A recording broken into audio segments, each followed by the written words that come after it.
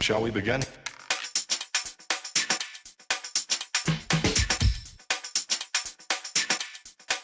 Let's begin now. All right, everybody, welcome to a brand new episode of the Frankly Francisco podcast. I am your host. Today, I have a special guest on the show. His name is Brenden. He is the creator and founder of Master Talk, a YouTube channel that helps people learn how to speak correctly, learns how to master how they speak in public. So, Brenden, let my audience know a little bit about yourself, about what you do, how long you've been doing it. Yeah, absolutely, brother. It's great to be on, man. So yeah, I started Master Talk when I was around 22 at the time. So it's been 3 years, but I've been coaching for almost 7 at this point. So how it got started for me, brother, was when I was in university.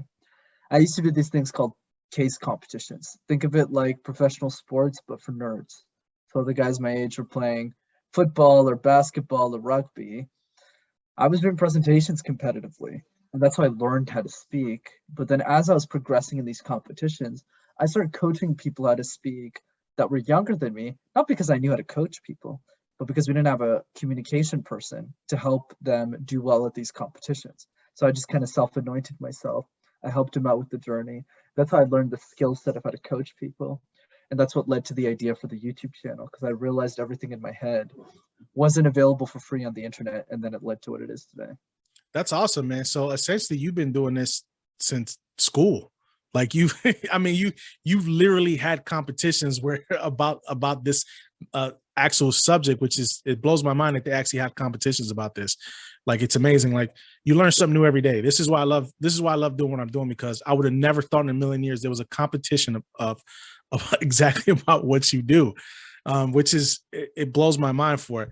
But when you first started your channel, what was the biggest pain point for you? What did you see was the biggest issue for you getting your business off the ground to where it is today? Yeah, I would say the biggest issue for me personally, Francisco, is it wasn't really a business. I had like zero acumen. So just to give you some context, the reason that I did these case competitions was to land a job in corporate America, or I guess in my case, corporate Canada. A lot of my friends went on to go work at banks. They went on to go work on, Wall Street, McKinsey, a lot of these management consulting firms. And I started my career at PricewaterhouseCoopers. So for me, the goal was which is like an accounting firm for those who are wondering. So basically for me, the goal was to get a great corporate job, which is exactly what I did. I landed a fantastic job at IBM, and I worked as a consultant for many years. So for me, when I started the YouTube channel, I thought it was the stupidest idea ever. I was just making videos, and my mom was freaking out because she's looking at me. She's like, "What are you doing? You work at IBM, you make 6 figures. Why are you yelling in the basement and making videos?" She was scared for me. She was like, "What are you doing? What's happening?" So I guess the biggest challenge, to answer the question directly, is that I had no idea what I was doing from a business standpoint. I wasn't really taking it seriously as a business. It was only a few months later when I met my business partner that I realized that I could actually monetize it. But the challenge there was because I was super young at the time, and still am, frankly, but now it's not that much of a deal anymore. But back then, I had a lot of imposter syndrome. It was really hard to sell executive clients to believe in me. So right now, your biggest client base right now, is it in the executive world right now? Yeah, exactly. So essentially what happened from, I guess, since you want to talk about the business specifically, is as the YouTube brand started escalating, right? My YouTube channel started growing really rapidly over the last probably year and a half, I would say. And a lot of social medias and my accounts blew up. So LinkedIn, I got pretty big there. And Clubhouse, I was there really early. So what happened was a lot of these executives reached out for coaching, and I developed a specific niche in technology executives, because a lot of those guys they got income, but they're terrible speakers, and they need it to get into the leadership positions and thrive. So yeah, I built a niche in that specific area. So your technique, like when you coach somebody, do you use certain techniques? Is there certain phrases you have them practice? Like, this is like, it's amazing that you actually teach people how to speak properly when they're, talking into large crowds. So is there a certain exercise? Is there certain things you have them do so that their verbiage comes out clearer when they're speaking? They're not stumbling over their words. Their mind is not running 1,000 miles a minute and their mouth can't keep up with it. Absolutely, bro. So let's go through a principle. So this will keep it super easy for people. The way I see communication, Francisco, is like, It's like juggling 18 balls at the same time. Right? So one of those balls is storytelling. Another one of those balls is eye contact, vocal tone variety, smiling. You're doing all 18 things at the same time. So to your point, if there's a lot of things going on in your head, all of the balls will fall. So instead, what you want to do is you pick one ball and you throw it in the air and you catch it. And then once you know how to do that, you pick up two balls at the same time and you figure out. So how does that analogy apply to public speaking? One technique at a time, one strategy at a time. Communication is a multiplier effect, Francisco. So as we get better at one strategy, we automatically get better in all areas of communication. Let me give you a simple example. Let's say this is typical, something I would say to a client. You're not smiling enough in presentations. You're not smiling enough in conversation, not smiling enough in general. So when they start to do that more, like you're seeing with me, a lot of this is practiced. You start to smile more in your everyday conversations. You start to smile more with your family, and then it starts to multiply over time. But the easiest exercise I can give you that people can do is called the random word exercise. So essentially what you do is you pick a random word like phone, screen, copper, doesn't matter, and you create presentations out of thin air. Each exercise takes 60 seconds. Do it 5 minutes a day. It'll change your life. Is that easy? It's that easy. And I'll explain why. The reason it's that easy is because that exercise, there's a lot more things we can talk about. We can go in more detail. But that first one, most people in your industry wouldn't even try that exercise. So let's say I just said it. 95% of people will either think it's childish or they'll be too scared to do it. Most of the people, they'll think it's too scary. The reason it's so effective is because it builds momentum over time. So the first time that you do the exercise, it sounds something like this. So a phone is this, and a phone is used for. So you're really stressed. You don't really know what's happening because you're giving it off the cuff. But after you do it 100 times, you get really comfortable with it. You're like, oh, this is actually really easy.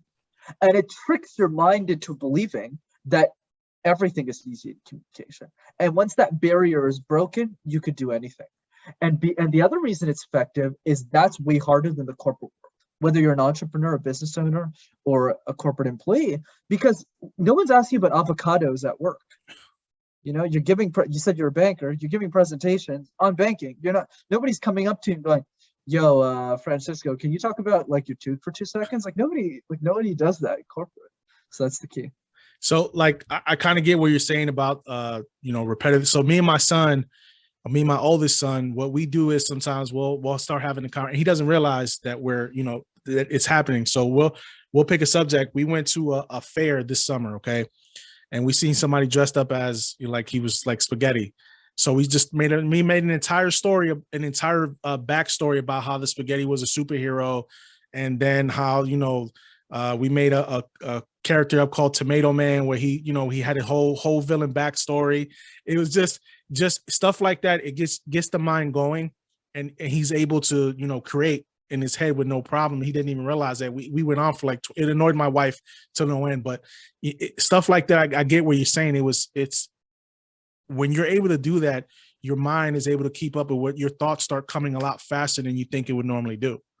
Absolutely, man. You're exactly the money. I love that you're doing it with your son. I actually recommend people do it with their kids, the random word exercise too, because it's fun, because you realize really quickly that your kid's better at it than you are.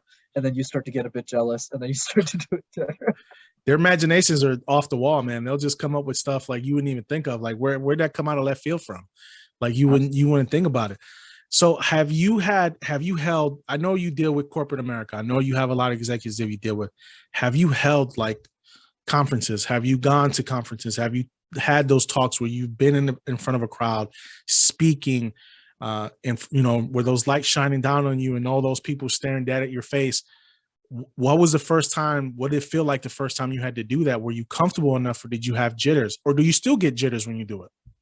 Oh yeah, I always have jitters, and people always think I'm lying when I say that. But the truth of the matter is, Francisco, I'm pronouncing your name correctly, right? Yeah, Francisco, yes. Francisco, I just want to make sure. Yeah, you're good. So the key, Francisco, is like all of us are scared of something. Like let me give you an example. Let's say we're talking right now, somebody calls, okay, and it's Elon Musk, and he goes, "Hey, Brett, I need you to coach me tomorrow on my speaking." I'd probably shit my pants. Okay, there's always a level, even with the experience I have. Yeah. Even if I'm the so-called expert on this call, right, on this episode with you, there's always a level that scares us around communication, around anything. And speaking is no exception. So for me, there's always some level of jitters. But the way that I think about this is message versus fear. So communication for me is like a boxing match. So one side of the boxing ring is your fear, the anxiety, the stress, the social pressure around communication. Like, oh my God, what will people say? How people feel? And the other side of the ring is the message. Why are you on the stage? Why are you delivering this message? Why is it important for the people that you care about? And the goal is not to remove the fear, which is impossible. Fear will always be there. The goal, the expectation is when your fear and your message meet in the middle of that ring, that your message wins the match. Okay, your message gets the knockout punch. It's not about the fear running away. It's about making sure the fear faces your message, that your message knocks it out. So that goes back to your question around a moment where I spoke and I was stressed out. I'm happy to tell you a few years ago, I gave a presentation in front of like 300, 400 kids. I don't remember exactly what the number was, pre-pandemic. And I prepared for months. I really wanted to deliver. I was like their communication keynote. I had like a 25-minute presentation to give. And a lot of these kids looked up to me because they're like 15, 16 years old, and I was the YouTuber, right? So I practiced for, yeah, it's like that's how kids respect you pretty much in this world. So I practiced a lot. Every weekend I would practice, boom, boom, boom. I get to the presentation, I find out 10 minutes before it happens. 10 minutes. Somebody comes up to me and goes, hey, Brenden, forgot to mention, can you do half of your presentation in French? Because half of the room doesn't speak English. And I speak French, but I was like, holy geez, like I practiced this whole thing in one language, and French doesn't come easy to speak. So why did I still deliver that presentation well anyways? Because for me, I'm always obsessed with my audience. I thought back to the kids, and if I didn't deliver a great job, all of those kids would just go, well, I was scared of communication. If Brenden sucks, then I definitely can't master communication. And that was unacceptable to me. Unacceptable. There's no way I'm going to give a presentation for 400 children and discourage them from speaking. So I went up there and I said, you're going to figure this shit out and deliver a great presentation anyways. That's what I did. So for content, when he's saying speak French, he's based out of Quebec, Canada. So, the majority of the language up there is French. Obviously they speak English, but the majority of the language people there speak is French. So that there's the content to that. So what is the largest crowd you've ever had to hold a meeting for to speak besides the kids? We're not talking children. I'm talking about grown adults. What is the largest crowd you've ever had to speak in front of? To be honest, not as big as you think, because most of my business is coaching. I'm starting to get those opportunities now. Like I'm in talks with one that will be a couple of hundred of executives. But I would say the biggest stage I've spoken on that's not virtual with execs is probably 100, 150. That's still a lot of people. That's still a lot of people, man. That's a lot of people. Because, you're going to have people staring at you like deer in the headlights because they're, people want to learn. And that's one thing that people go to conferences to learn. That's what people don't understand. When you go to one of these conferences and you go to a TED Talk, you're going there to learn. You're going to learn something. And some people are very, very eager to learn, but you still have people that go there too just to doubt what you're doing. You're going to have those people there who are going to doubt you and who are going to continue to. Have you ever had anybody like a heckler in the crowd? Have you had anybody that's ever come up to you and basically just try to say what you do is nonsense? I mean, I've definitely had a lot of that, but maybe not that much in person, but definitely a lot in general. I'll give you a few examples. So when I started Master Talk Francisco, I had the brilliant idea, right? I'm obviously being sarcastic here, to send my YouTube videos to a bunch of university professors. Because the logic makes sense. If you send the videos to university professors and they share it with their students, well, there you go. They'll just keep sharing with their students for the rest of their careers. And my distribution is free and it's unlimited. Smart idea. Yeah, they all spat in my face, brother. Wow. They were like, yeah, you're young. A lot of the replies I got is, first of all, don't call me by my first name. You call me professor. And I was like, whoa, like these people are messed up. But anyways, yeah, man, I had a lot of people who told me Master Talk is a stupid idea. But I think the way that I've internalized it, this is the advice I give. Let's go there because I think that's more helpful. Is we're always most fragile at the beginning of any idea. So obviously at this point, let's say you take the Gary V's of the world. He's at a point in his career where he really doesn't give a shit. He doesn't. But I'm also, and me too, but I'm also empathetic to people because I wasn't like that 2 years ago, like at all. Like sure, I had some of it where I was like, yeah, I'll just do what I want, but it hurts. Like you think it's a bad idea, that everyone else is telling you it's a bad idea. It's not easy. So what I would say, kind of, let's compromise the gear review perspective with mine, is focus on the 5 people that you know really appreciate what you do. Not like the 5,000 people, or even like 3 people. You don't need a lot of people. So the reason I kept going with despite, me, I mean, Jesus, dude, think about it. I was making 6 figures in corporate. I was very successful in my career at a very young age. And yet the only thing people were shooting me down for was my stupid YouTube channel. So I had every reason in the book to just stop that and just focus on my career. But the reason I kept going was those 5 people just kept watching my shit, man. So every week they just kept going like, hey man, your videos are great. And I thought they were lying to me. Let me be straight, man. I thought they were lying to me. I was like, yeah, I'm watching my shit. And they were like, yeah, these are the tips you showed. And I was like, oh, they're watching my stuff. They're watching my stuff. And so that's what kept me going beyond all of the criticism. That's what I recommend people do. Well, social media is brutal. And a lot of people don't realize that social media can be very, very brutal. When you put yourself out there, forget about it. Once you out in the ether, people are going to make their comments, whether they like you, whether they don't like you. They're going to blast you saying that you're worthless, you're this, or they're going to say you're great. You're going to have a range of emotion. You have professional trolls out there that do nothing but troll you. But you have to learn in this industry, especially when you put yourself out there in the social media platforms, you have to grow thick skin. If you can't, this is not the business for you. This is not, if you can't stand in front of somebody and have a conversation and deal with what comes with it, it might be time to change, the realm that you're doing. But I think everybody has the capability, like you said, to, to master talk, to be able to talk to people, Brenden. I think that's the point of what you do. You teach people how to have that confidence, and it starts small, minute, but that's the point. The point is you always start small. You don't need to start up here. It doesn't happen that way. You don't become big right away. You have to build that up. But I think we've gotten to where now we're a microwave generation, but we also, a lot of the older folks too, they're so set in their ways, like, oh, because you're young, that doesn't mean you don't have the ability or or the talent to do what you're doing.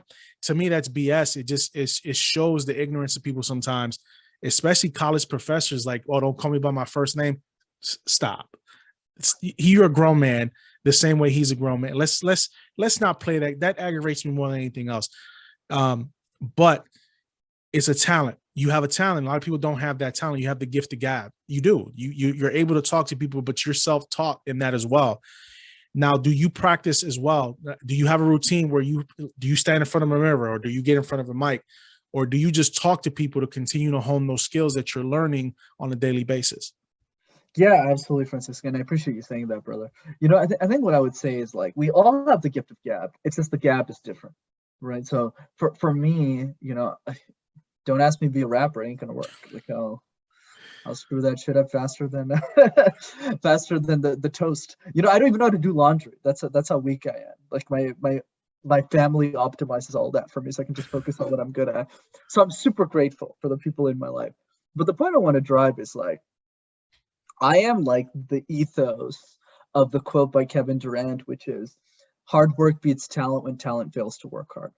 Right? I'm a big believer in that, because I'm not someone who was, I had some natural talent for sure. I'm not going to deny that.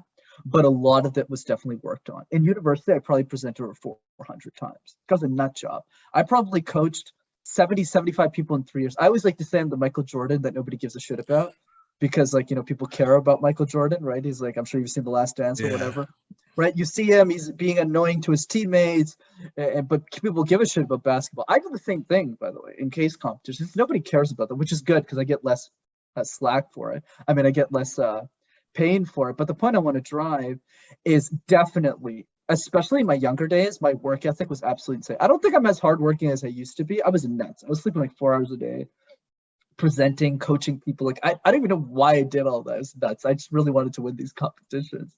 But I'd say today my routine is definitely a couple of things. So I would say number one is guest on a lot of podcasts. Like, regardless if it benefits me intrinsically or not, staying sharp, because the personality of every host is always different. Like you're more like New York style, you're more chill. Somebody else is like suited up, a lot more professional. So everyone's got their own kind of style, and it just keeps me sharp when people ask me questions. That's one thing I do to keep my thought leadership sharp. The other one is definitely coaching clients, especially my advanced people. So I have like different levels of programs that people graduate through. It's like a whole kind of tiered kind of system. And the people at the top, I always got to teach fresh stuff to them because I keep running out of content for them. Because at some point they learn everything. They're like, why should I keep working with you? So I have to keep investing and learning so that my vision for them is always bigger than the vision they have for themselves. So my exact clients stay with me for many years. So that's more for the advanced people. So that's the second thing I do. I'm always creating new material for them. Like recently I started having them do this thing called the Moth. It's like this underground society of storytellers that no one knows about. And I have them like present their speeches. I came up with that idea like 3 weeks ago. So I'm always trying to refine my craft. And then the third thing is definitely video content, creating more stuff for YouTube, thinking about my thought leadership in video form. So this would be the three big things that I do outside of speeches, obviously. Yeah. So like with me, I don't like, everybody has their own style of podcasting. Mine is very late. I don't feel like I need to dress up in a suit and tie to have a conversation with somebody. Yeah. And I think when people do that, I think they're putting too much pressure on themselves because they want to present themselves as to be something that they're really not. Like I wear a suit and tie every day. That is my uniform for work. Why would I want to do that while I'm on the camera and having a conversation with somebody? It's not real to me. I want to be relaxed. I want to be in an atmosphere where my guest is relaxed because I have to deal with that. I have to deal with that every single day, talking to people in a shirt and tie. We're not doing it on here. I want everybody to come on here and be like, look, this guy's relaxed, because I feel if you project that to your guest on the show, it relaxes them as well because they know you're not going to be uptight when you're having a conversation. Suit and tie can be kind of intimidating somebody when they come onto a podcast because they feel like they have to be super duper professional. That's not how, and I think a lot of podcasters fail in that sense that they push themselves, they try to push a narrative too much that's not them. You try to showcase something that you're not. So for me, having guests like you, it's something that my guests can learn from. It's, I've talked to podcasters as well, but I like having guests on that are in different fields because I feel there is a lesson to be learned in every guest that I have. And if it helps one person, it makes a difference in their lives. Who knows, from this point, when somebody listens to the show, they're going to say, hey, you know what? Maybe I can hire him. Maybe I can use him. And that's the point, because I want to shine the light on people who are multi-talented. You don't have to be a celebrity for me to want to talk to you. I want to talk to people like you, people who've created something from nothing and built themselves up to a point where they can go, hey, I can put this out into the world and people are going to listen to me. Oh, thank you, brother. Really, really kind of you to say that. And yeah, absolutely, man. And the same thing goes for me. I'm always learning from different perspectives as well. And it's every host always has something unique, right? You have your own perspective, which I love. Somebody has their own, somebody has their own. And I'm kind of like the mix of the both worlds. So I like putting a shirt, but I still live in my mom's basement. So it's kind of like a compromise of both worlds. So you're doing this full time, right? This is your career now. Like the whole corporate America thing, you're done with that. This is full time, your job. You are a full-time coach, full-time speaker. You got it, man. It took a while. I quit my corporate in June 2021. So it's been almost a year now. Yeah, I would say it took me 2.5 years to replace my income fully. I'm super risk averse because I'm the only breadwinner in my family. Mm-hmm. Up until recently, my sister actually just is finally, she made it happen for us. But, up until that point, at the time, I was the only breadwinner. So I was very careful about quitting corporate. And I actually really liked working there. A lot of people, they always say bad things about work. I really like corporate. Obviously, I was working a lot, but I enjoyed the people. I loved the culture, but it was good. It was good while it lasted. Let's put it that way. So when everything got replaced, I was able to go full time on what I wanted to do. Listen, I love what I do in the business world and business banking. I love, helping clients build their businesses up from the ground up. I enjoy that, but I ain't gonna lie to you. Somebody come and offer me a $100,000, $200,000 contract per year for me to sit behind this mic and talk all day. I'm going to take it, whether I like it, whether I like where I'm at or not. You know what I mean? Because at the end of the day, you have to go, and it's true, you have to go where the money is. You know what I mean? A lot of places, that's why you see all these CEOs jump from one company to the next.